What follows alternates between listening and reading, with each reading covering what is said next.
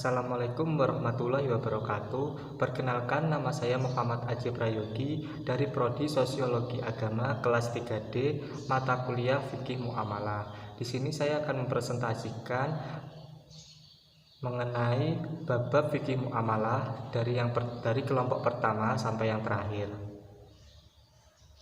Yang pertama, fikih muamalah dan segala ruang lingkupnya. Pengertiannya adalah menurut etimologi, pengetahuan keagamaan yang mencakup seluruh ajaran agama, baik berupa akidah, akhlak, maupun ibadah. Namun pada perkembangan selanjutnya, fikih diartikan sebagai bagian dari syariah Islamiyah, yaitu pengetahuan tentang hukum yang berkaitan dengan perbuatan manusia yang telah dewasa dan berakal sehat yang diambil dari dalil-dalil terperinci. Pada perkembangan selanjutnya, ulama membagi fikih menjadi beberapa bidang. Di antaranya adalah 1. Muamalah yang menurut etimologi adalah bentuk masdar dari kata amalah yang artinya saling bertindak, saling berbuat, dan saling mengenal. 2. Fikih muamalah yang menurut Dimyati adalah aktivitas yang menghasilkan duniawi menyebabkan keberhasilan masalah ukhrawi. Ciri utama fikih muamalah yaitu adanya kepentingan keuntungan material dalam proses akad dan kesepakatannya. Tujuannya adalah dalam rangka menjaga kepentingan orang-orang mukallaf terhadap harta mereka, sehingga tidak dirugikan oleh tindakan orang lain dan memanfaatkan harta miliknya untuk kepentingan hidup mereka. Ruang lingkup fikih muamalah dibagi menjadi dua, yaitu muamalah al-adabiyah dan muamalah al-madiniyah. Yang kedua, pengertian amwal dan segala ruang lingkupnya. Pengertian amwal atau harta secara etimologis memiliki makna condong, cenderung, dan miring. Maksudnya ialah karena manusia cenderung atau condong memiliki dan berkeinginan memiliki harta. Secara terminologi, harta memiliki arti makna sesuatu yang diinginkan manusia, baik untuk disimpan atau memberikannya kepada orang lain. Unsur-unsur amwal atau harta menurut para fuqaha memiliki dua unsur, yaitu 1. Unsur aniyah, harta mempunyai wujud dalam kenyataannya. Seperti contoh, manfaat dari rumah yang dihuni manusia bukan disebut harta, melainkan hak milik. Yang kedua, unsur urf, yaitu sesuatu yang dipandang sebuah harta oleh seluruh manusia atau sebagian manusia. Tidaklah manusia memelihara sesuatu kecuali menginginkan manfaatnya. Manfaat amwal yaitu untuk memenuhi kebutuhan sehari-hari seperti untuk membeli makanan, minuman, pakaian, dan kebutuhan lainnya. Pembagian amwal atau harta dari segi tetap atau tidaknya sesuatu harta pada tempatnya, dari segi pemanfaatannya, dan dari segi pemiliknya. Makna akad dan segala ruang lingkupnya. Pengertiannya, akad berasal dari kata bahasa Arab al-aqd yang berarti perikatan, perjanjian, persetujuan, dan pemufakatan. Kata ini juga diartikan sebagai tali yang mengikat karena akan adanya ikatan antara orang yang berakad. Rukun-rukun akad yaitu 1. Dua pihak yang berakad atau al-aqidain, 2. Objek akad, mahal al-aqd, dan 3. Redaksi akad, sighat al-aqd. Syarat akad yaitu para ulama fikih menetapkan ada beberapa syarat umum yang harus dipenuhi dalam suatu akad, di samping setiap akad yang juga mempunyai syarat-syarat khusus. Objek akad itu diakui oleh syarat objek itu harus memenuhi syarat, yaitu yang pertama berbentuk harta, yang kedua dimiliki seseorang, dan 3. bernilai harta menurut syarat. Yang selanjutnya, ba'i dan segala ruang lingkupnya. Pengertian ba'i bitsaman ajil. Kata al-ba'i dalam bahasa Arab terkadang digunakan untuk pengertian lawannya, yaitu al-syira atau beli. Dengan demikian kata al-ba'i berarti jual sekaligus beli. Sedangkan secara terminologi, para ulama memberikan definisi yang berbeda.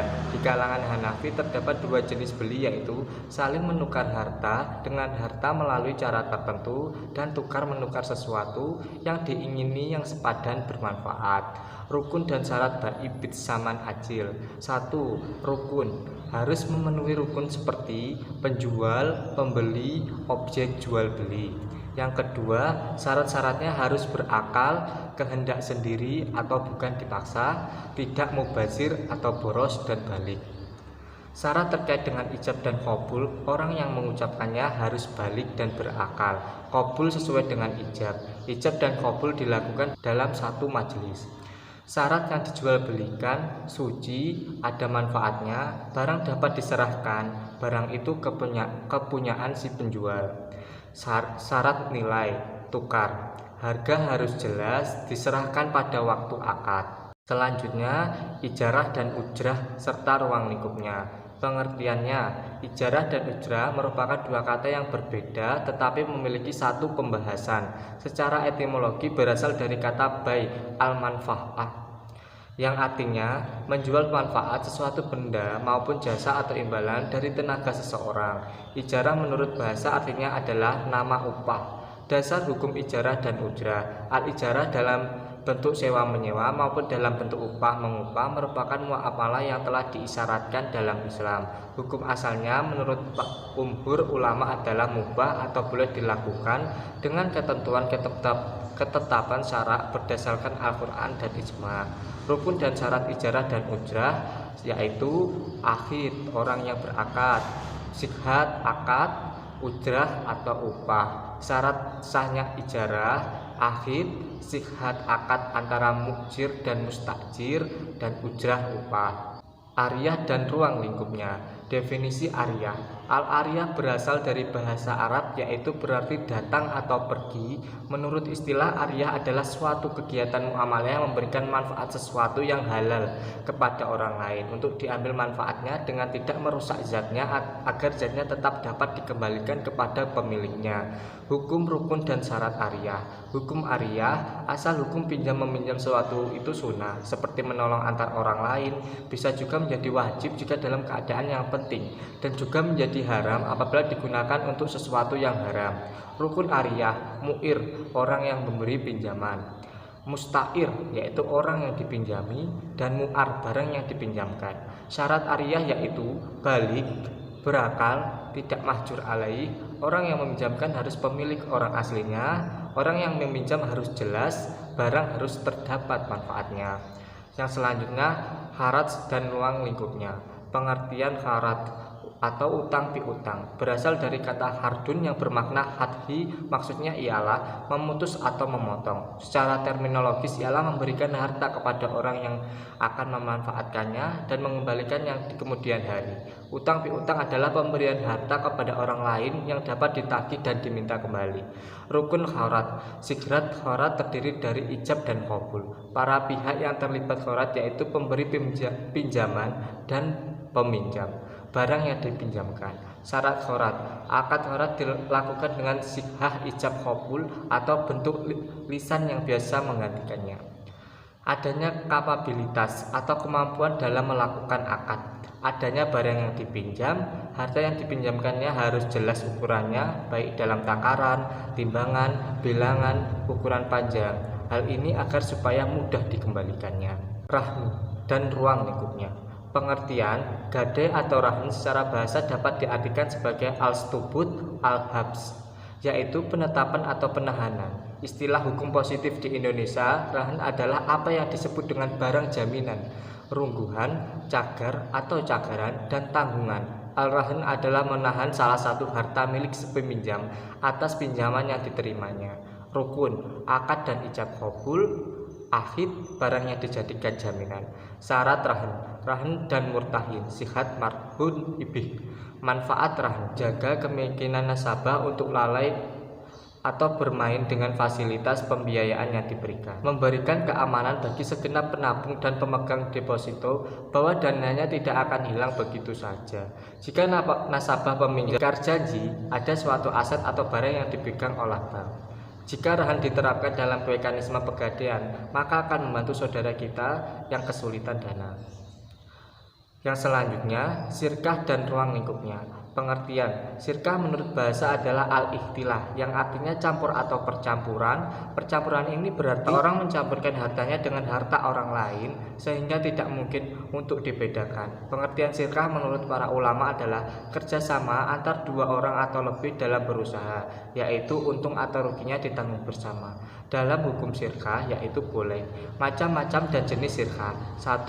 Sirkah amlak yaitu milik. 2. Sirkah ukhud yaitu akad. Rukun dan syarat sirkah. Menurut ulama Hanafiyah, rukun sirkah ada dua, yaitu ijab dan qabul, karena menentukan adanya sirkah. Syarat sirkah dilakukan dengan modal uang tunai dan dua orang atau lebih yang berserikat. Dua orang atau lebih yang mencampurkan kedua hartanya dan keuntungan dan modal dibagi sama rata.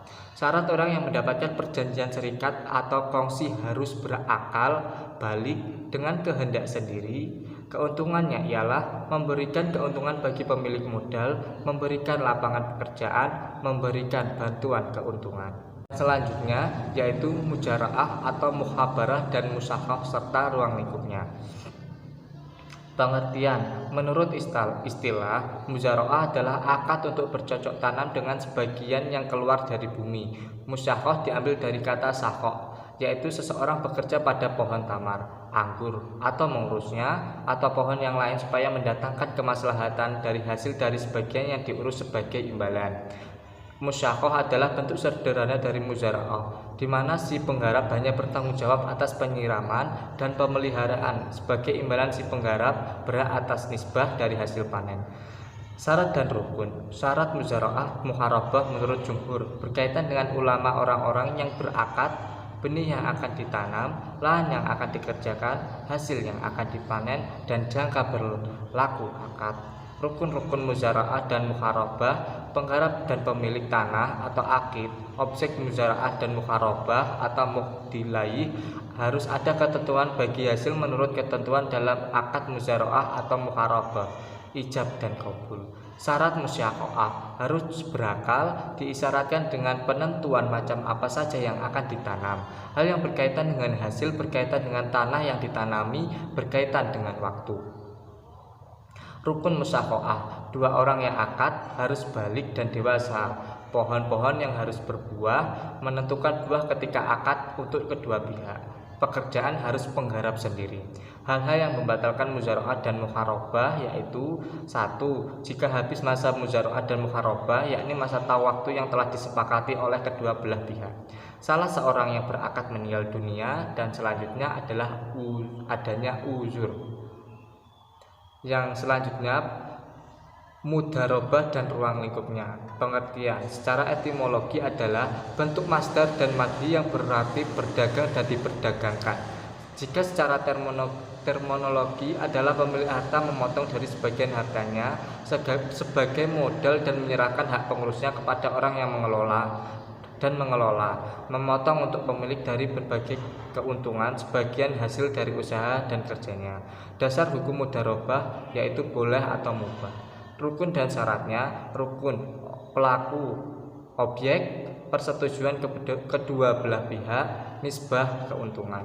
Syarat, sahibul modal mudharib, sigab dan ijab qabul, modal dan nisbah keuntungan. Jenis-jenisnya: 1. Mudharobah mutlaqah. 2. Mudharobah muqayyadah. Pembatalan akad mudharobah, masing-masing pihak menyatakan akad batal. Salah seorang akad meninggal dunia, salah seorang berakad gila, pemilik modal murtad, modal habis di tangan pemilik, modal sebelum dikelola oleh pekerja. Yang selanjutnya, hibah, sedekah beserta ruang lingkupnya. Pengertian, kata hibah berasal dari bahasa Arab yang berarti pemberian yang dilakukan seseorang saat masih hidup kepada orang lain secara sukarela, atau pemberian cuma-cuma baik berupa harta atau lainnya, bukan harta. Hukum hibah, hukumnya adalah mubah. Rukun hibah yaitu pemberi hibah wahib, penerima hibah mahub lahu, barang yang dihibahkan mahub, dan akad ijab dan qabul. Pengertian sodako. Sodako adalah pemberian seorang muslim kepada orang lain untuk secara sukarela dan ikhlas, tanpa dibatasi oleh waktu dan jumlah tertentu. Hukum sodako adalah sunnah.